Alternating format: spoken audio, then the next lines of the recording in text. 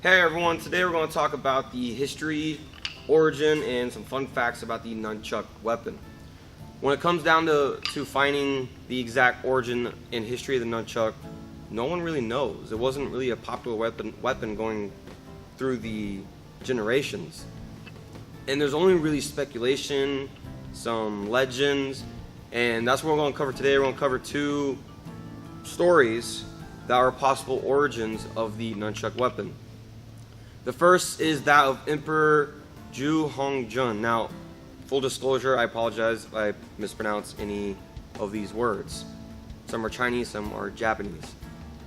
It's said that he was defeated by some Mongolians and he fled to a nearby farming village in retreat. When he got to this village, him and his men decided to help out with a lot of the farming tasks. He noticed something known as the rice flail, which is used for thrashing process for separating grains from the husks. Now, the rice flail, in case you've never seen one, it has one real long side, like the handle that you grab, and one shorter side, a lot like the nunchuck here. So when he found this farming tool, he asked to borrow it. The farmer said sure, and he trained himself in some techniques used with it, and then also trained his men. And then months later, they went back to those same Mongolians, fought them again, and ended up winning due to this new found weapon. During battle, one of them broke in half. One of the long sides broke in half, making it somewhat even, just like nunchucks here. Hence making the nunchucks we know and love today.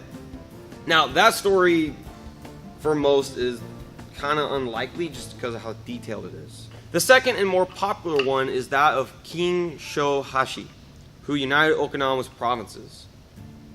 Worried that the people would rise up against him, he prohibited the ownership of any and all weapons.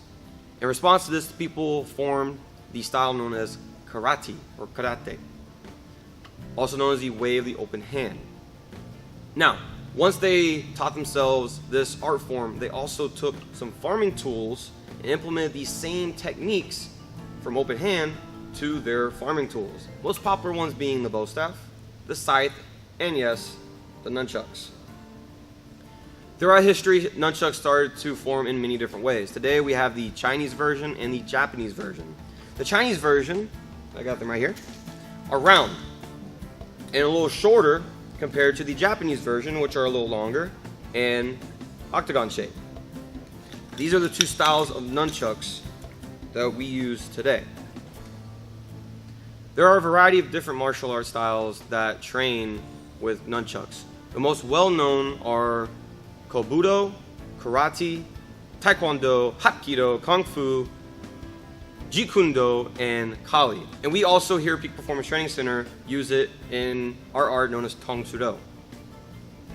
Now, believe it or not, nunchucks were not really well known until the infamous Bruce Lee chose them as his weapon of choice.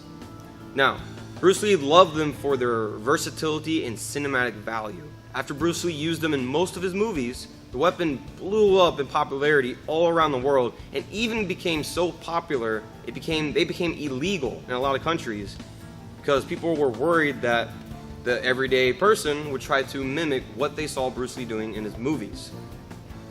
Today, nunchucks are still very popular and used all around the world, and like we said, many different martial arts styles. The biggest question a lot of people have is are they effective in a real fight? Can you defend yourself with a pair of nunchucks? Now, there's two different answers with this. With someone who's not very trained, they're just picking them up and kind of don't really know what to do with them, no.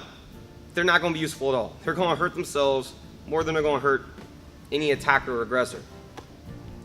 However, if someone is trained with nunchucks for a long time, they know exactly how to use them, how to move them, then yes, they can be a very effective fighting weapon. Maybe not the same way Bruce Lee did back in the movies, because those were movies. But in real life, they can still be used very well, very effectively.